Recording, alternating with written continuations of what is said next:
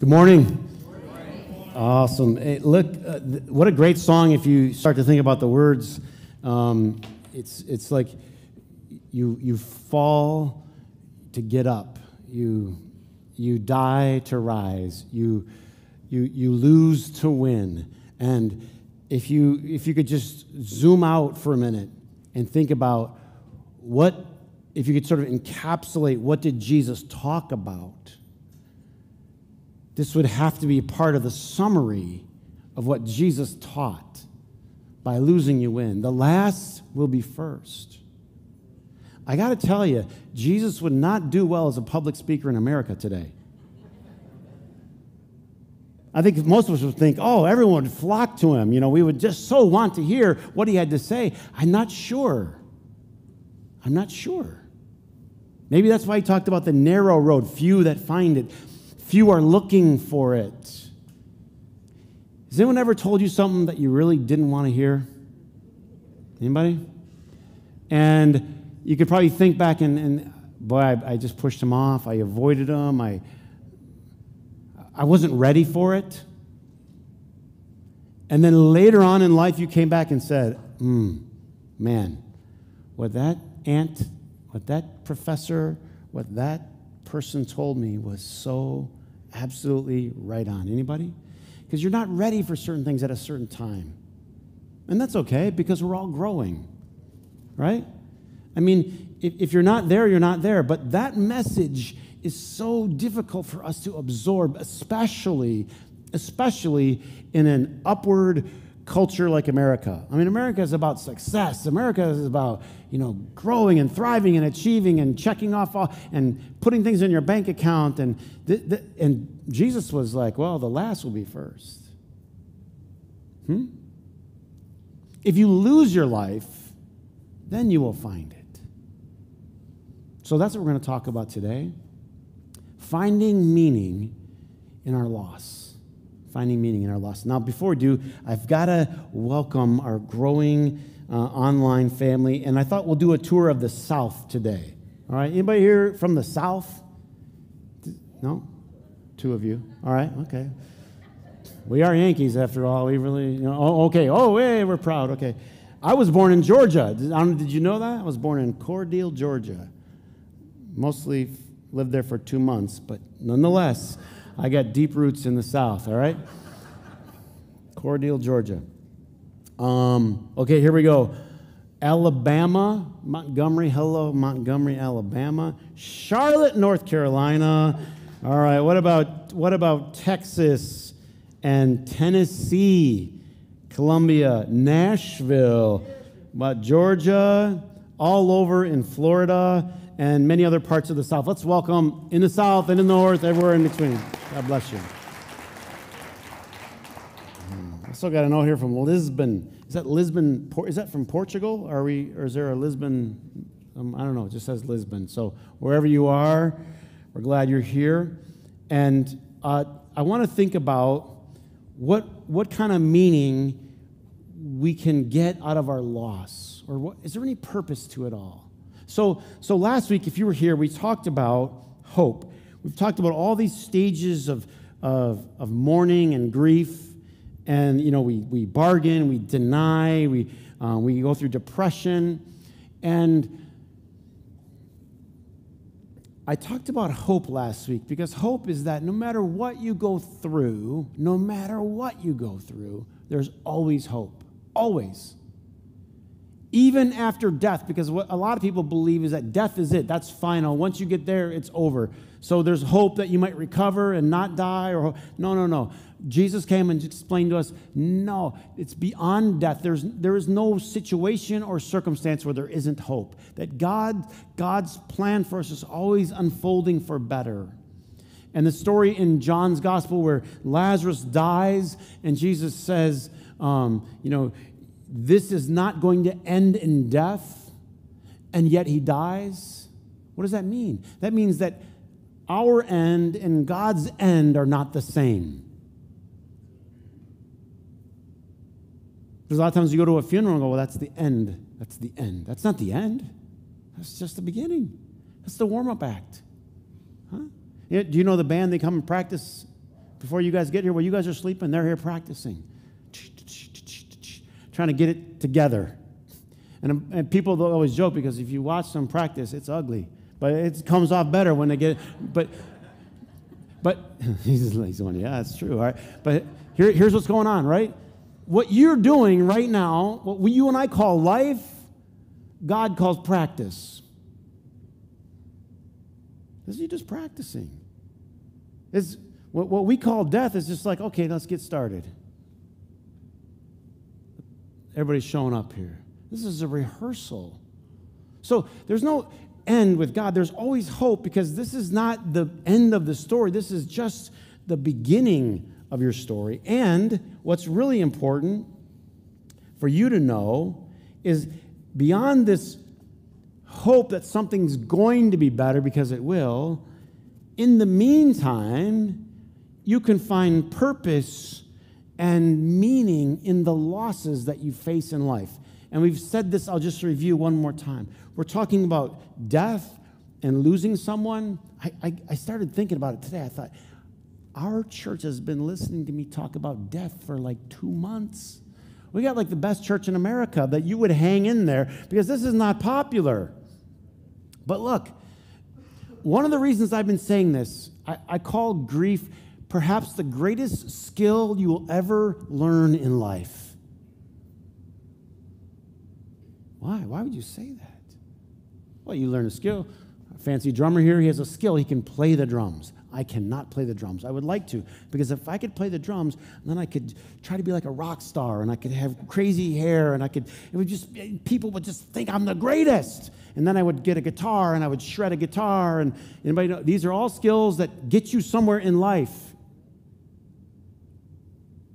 Or go to college, get a degree, get a skill doing accounting, or get a skill, learning how to surgically operate on another human being, and that's a skill. And so all of these skills are wonderful, incredible. I could get a skill and learn how to handle HVAC. I could get a skill and learn how to do a trade. I could get all these skills, but most of what these skills do, and by the way, this is what we spend 80, 90% of our time doing, is telling our kids, you get into school and you get these skills and you better learn, and fine. But they're all designed to help us do a couple of things. First, make money, right? Making money, nothing wrong with that, because we all want our kids to get a job.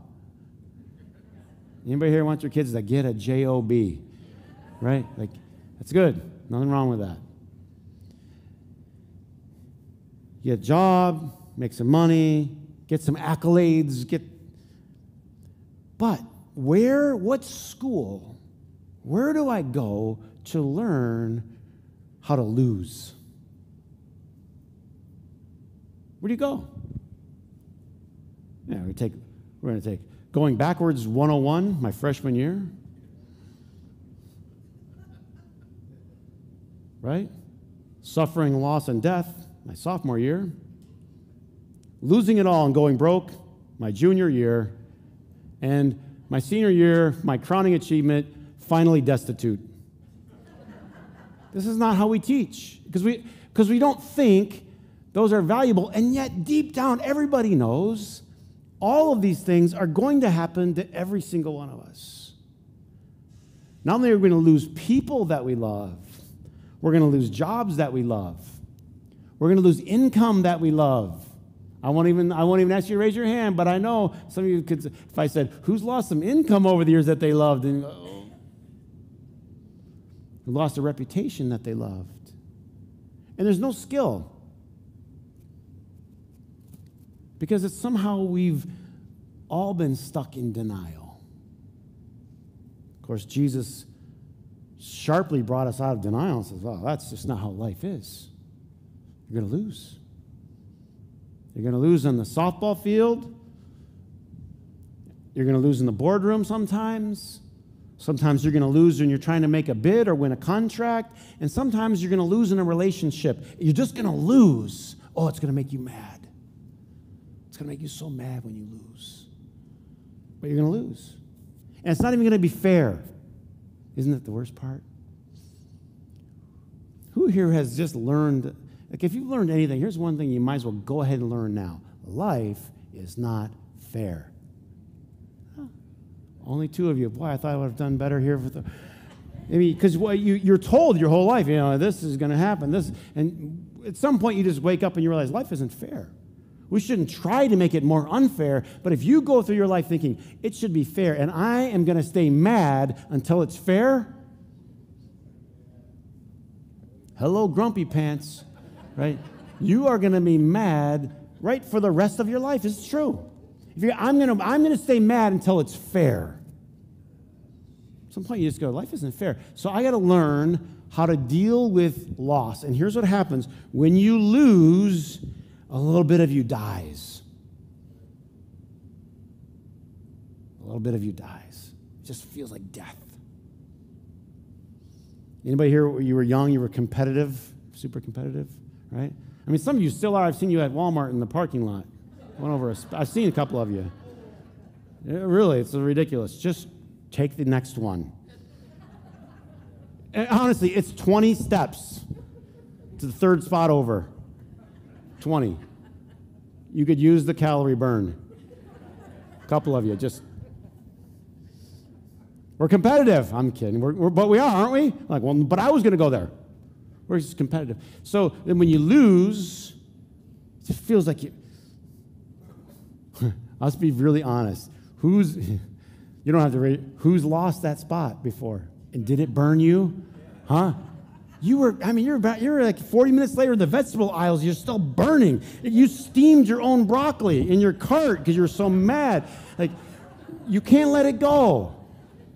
You were there and you had your signal on. Right? Like, honey, I already cooked the broccoli. It's already ready. It's so mad. So they got in front of you. And you have to, this is how life works. You lose this, you lose that, it's not fair. So you learn how to mourn. You learn how to lose.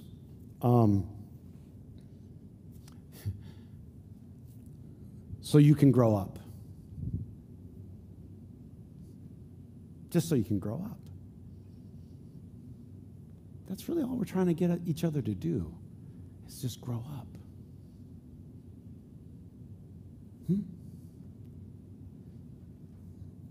I mean, I got this 2-year-old girl. She's going to be 3 in a month, and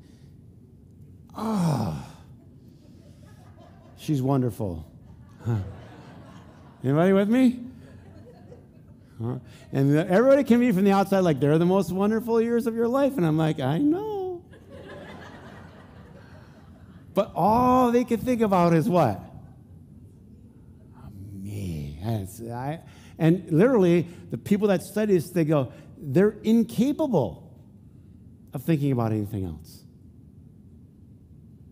And that's how we all start our life. Pretty much incapable. You know what's funny? Because I know a lot of you, I joked about you losing the parking space, but if you met that person here and they weren't looking for parking spaces, but you met them at church and you found out in a ladies group that they had tears in their eyes and they just they're losing their mom and they're frazzled and this and that, and they weren't paying attention, and they came and said, I cut some lady off at Walmart, and I realized I did it, but I was so frazzled. And you're like, that was me. But you would have a whole different heart, wouldn't you? You'd have a whole different heart to them. What goes on in our life is this.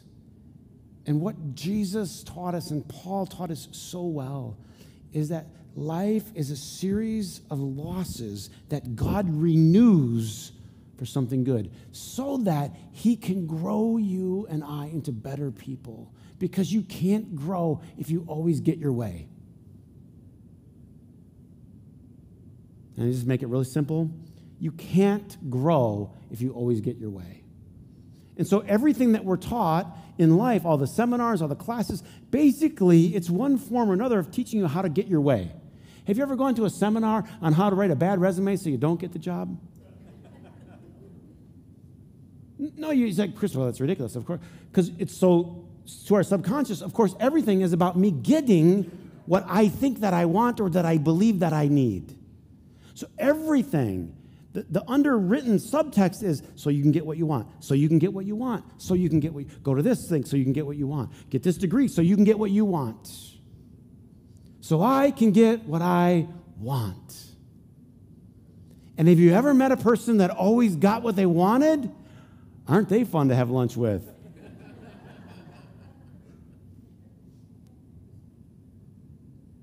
You're never going to be, ever going to be the person that God designed you to be, the full blossom, unless you lose. Paul wrote this way, when I was a child, I talked like a child. I thought like a child. I reasoned like a child. When I became a man, I put childish ways, what? Sometimes you got to put some things behind you. You guys, you remember that, what was it, Star is Born? You remember that movie? Maybe it's time to let the old ways die. Remember that? You got to listen to that song. Maybe it's time to let the old ways die. Sometimes you have to let old things die. You know what's hard to change a man? It's even hard to try. Maybe it's time to let the old ways die. Paul said, you got to put childish things behind. What's childish? This is what I want. Now, by the way, this will make you a terrible employee. You need to win at work a little bit. You need to succeed. You need to put some numbers on the board. I'm not trying to tell you how to be a great employee. I'm trying to tell you how to be an amazing human being. And it's weird, you live in this tense dichotomy because then at some point you just lose and it's not there. And the Apostle Paul, he was competitive like the rest of us growing up. If you read in the third chapter of his letter to Philippi, he goes, you know, I was a Jew of Jews. I was born in the right tribe. I was circumcised on the 8th day. I was, the tribe of Benjamin. In regard to the law, I was a Pharisee. In other words, if you talk to different Jewish people, some people say, well, I'm pretty strict, or I kind of keep it loose. He didn't keep it loose. Like, for instance, there's all kinds of Christians, right? I mean, you meet them, right? It's like, well, I mean, I am, but, like, oh, good, well, hey, maybe next week we can get together on Monday and talk about church on Sunday. And like, well, I probably won't be there this Sunday. Are you with me?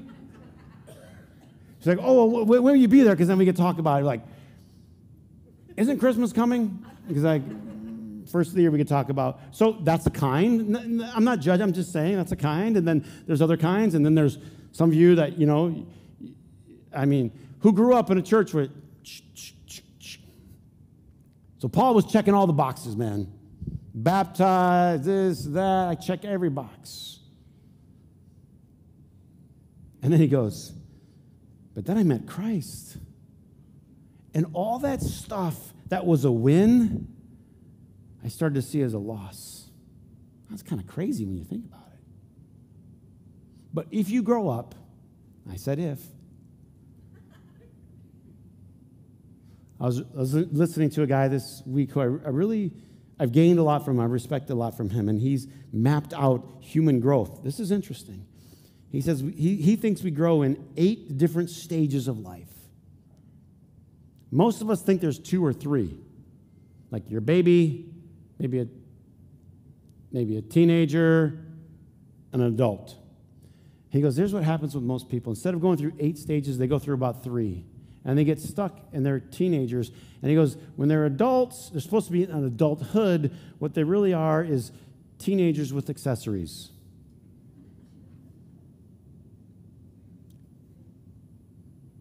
But he caught me because he said, we don't go through a lot of other transitions. We just keep holding on. I was telling I did this Facebook service in the morning, early morning, and I was telling them, like, I was looking at old pictures from when I was in college. And it was a time when my dad came down to visit me, and I got this picture of my arm around him, and we're in my apartment, and I'm like, wow. And I looked at myself, and this is the thought that I had. I'm like, I'm not even the same person. Like, I remember that, but I'm not that person anymore. In so many ways, I'm almost a completely different person. That's like a person I recognize, but it's not me. Who could look back at some earlier part in your life and go, boy, do I think differently about life now than I did then? It would be good if you had your hand up. In other words, you're because that means you're growing. And to grow, you have to die, you have to lose. Now, here's the tricky part. Ready? Who knows a 15-year-old? It's great to know a 15-year-old because they know everything. So if you ever need to know anything, you can ask them. I mean, 15-year-olds are amazing. They know everything. And so you just keep them with you. Because in case you need to know, you just ask them. And they'll tell you. In fact, they will even tell you how much you don't know, just as a bonus. Oh, God, it's good to be 15, right? But here's the funny thing. Because of the way that mind works, and who here has ever said, man, was I like that when I was 15? The answer is yes. You were worse. But here's what you need to know. You're thinking there, the actual mindset is this. I know everything. It's so good to be me because I know everything. In a way, what they're saying, they don't say it out loud, but there's nothing else that I can know. Because here you are trying to tell them something that they really should know. And they're like, that's not possible. You ready? It's possible that you and I, right now, are 15 mentally. Because either it's that or you're done growing. In other words, it's hard to believe now, let's say you're 40 or 30 or 50 or 20, whatever you are, and you think, boy, I've got a lot more under my belt now. You don't think there's a lot more that you're going to learn. I don't mean learn like, can you do more math, or now I can code, or now I can speak French. I'm not talking about learning that way. I'm talking about completely growing to a different level of a human being. But what God says is I got so much more, but you're going to have to let the old ways die.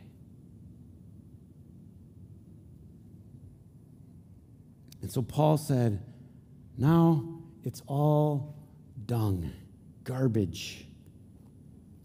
The word is manure.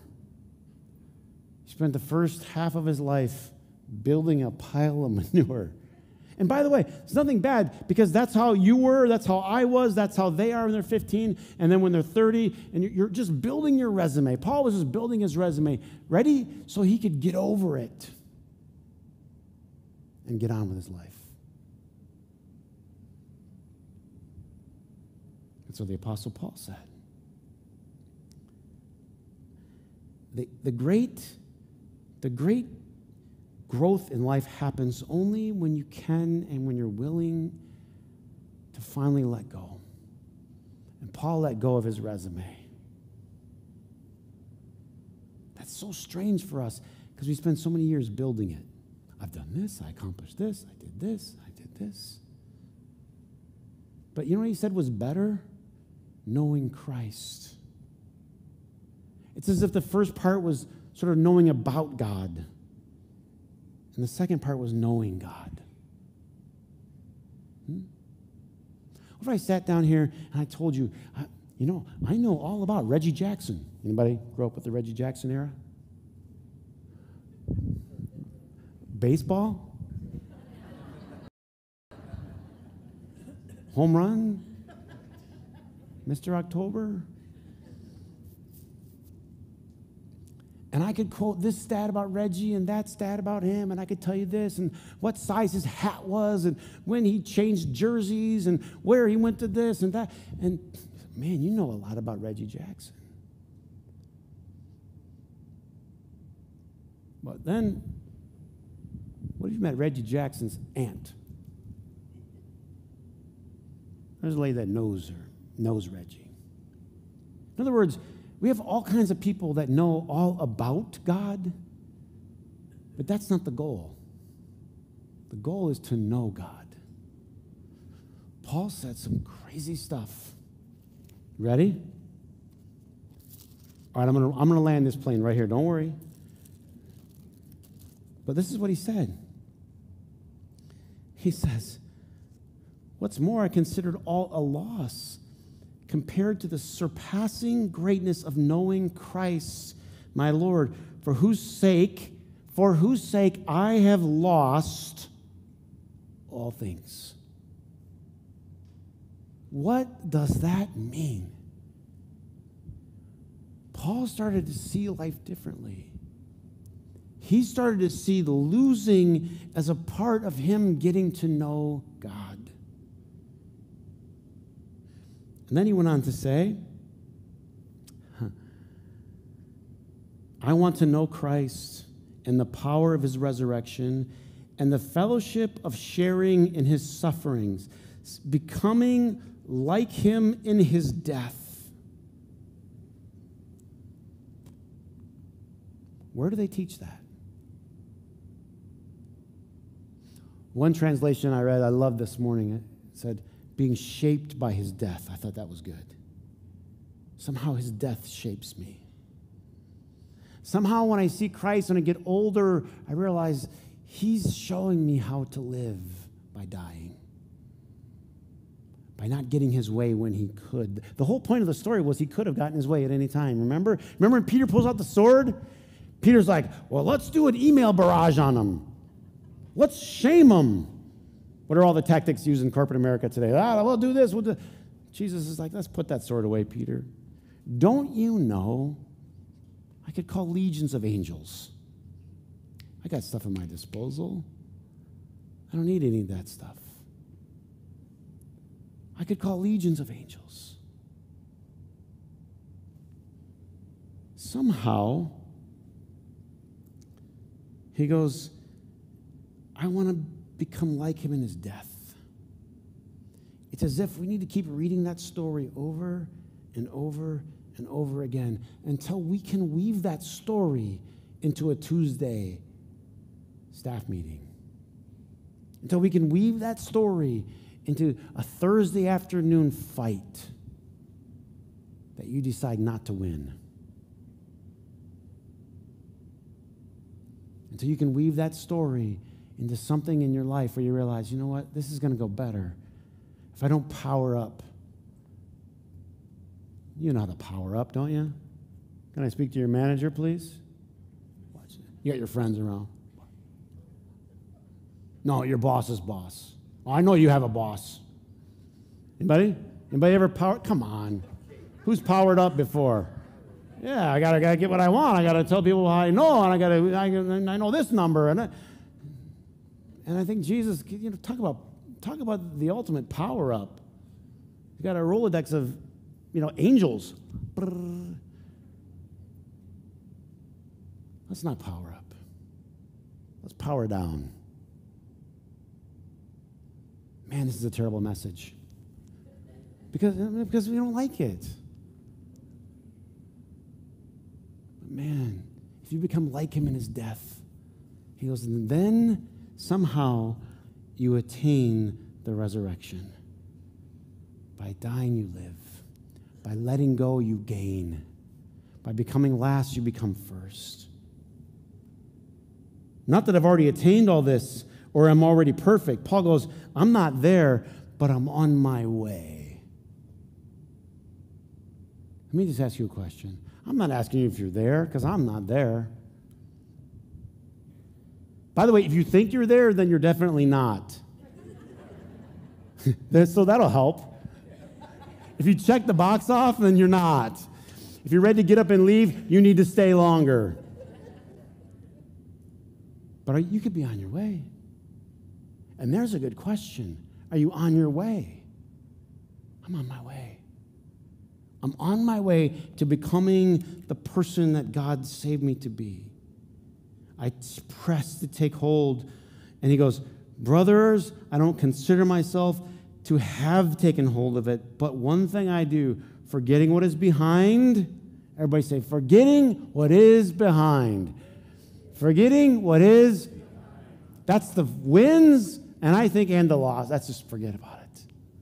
Who needs to forget about some stuff today? God, you'd be so free if you could forget about some stuff. Some of you need to forget about how your boss treated you. You need to forget about the traffic light. You need to forget about the economy. You need to forget about some stuff so you can get on with your life. Forgetting what is behind, I press on towards what is ahead. Look at this. Now, this is a great verse. All of us who are mature should take a view of such things. I like that. Like, I used to work with teenagers a lot, and this is what I would do because, kids, they don't pay attention to you. You ever try to go talk to a bunch of teenagers?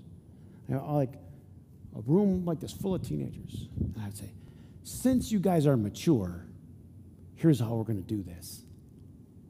Was I lying or what?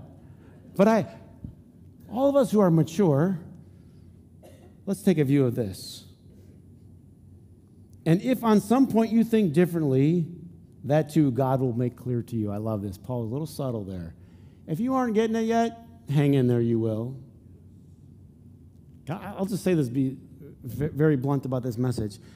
A lot of people aren't ready for it yet because they're still building your resume. And you want to go to a church or a seminar or something where you just tell me how to be better. Tell me how to win more. I don't want to hear about losing. Here's what I'll say. Just tuck it away. Someday you'll want it.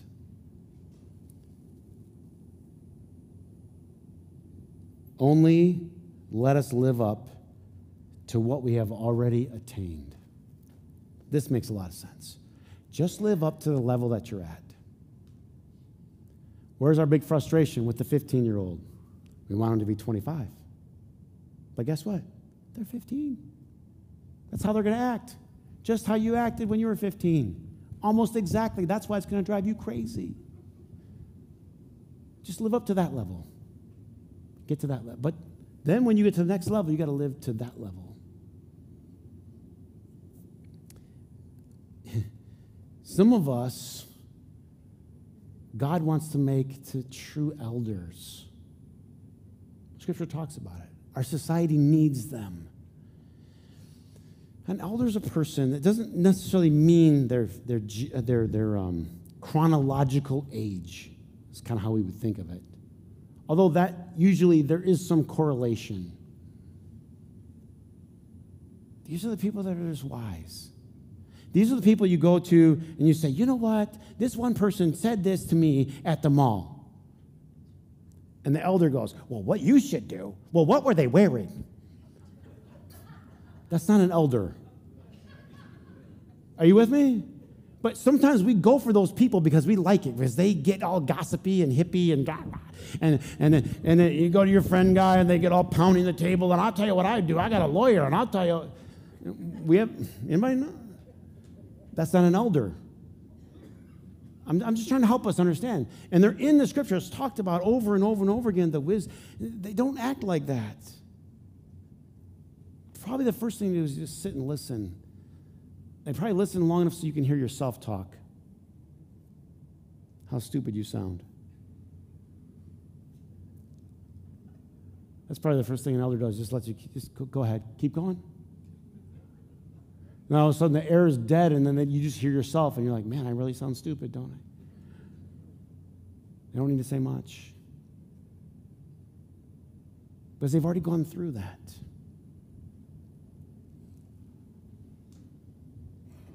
I called the series Growing Through Grief because in some ways, there are things that don't happen inside of us unless we grieve. Fundamental changes inside about how we view people in the world. And then somehow you attain what's called the resurrection. And, of course, that could have been a physical one in this case because Paul's like, he's still there. He goes, I die every day. But you're reborn. You're resurrected as a new person. You come out and you see clearer now. Who can look back at your life and go, man, I thank God I died to that way of thinking. I died to that person that I was. And all I can tell you is that there's more to come. There's more pain,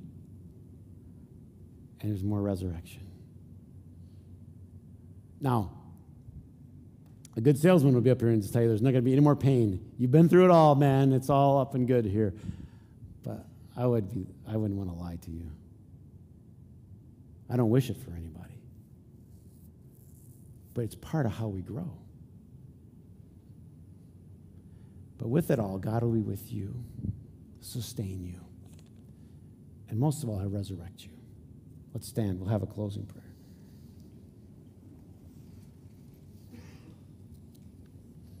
I'm going to tell you this. While you're there, and listen, you cannot change the event of the loss. And if you focus on trying to change that, you're going to be stuck. That's not what grieving is. It's not to focus on changing the event of the loss. The loss is real. The loss happened. But you can change the meaning that it has in your life. That's what you can change. And I think that's what grieving is. I think that's what Jesus meant when He said, blessed are you that mourn. Saying that hurt. That really hurt. But God works all things together for good. This is going somewhere good. Dear Lord, thank you for your love for us. You know us in our victories. You know us in our pain. You know us our wins and our losses. And God, I pray that you give us grace so that somehow we can learn what the Apostle Paul taught us about identifying with Christ and His death so we can attain the resurrection. Dying to the old way so we can be raised into a new person. Give us grace. In Christ's name, amen. Amen. Happy Sunday, Orchard Grove.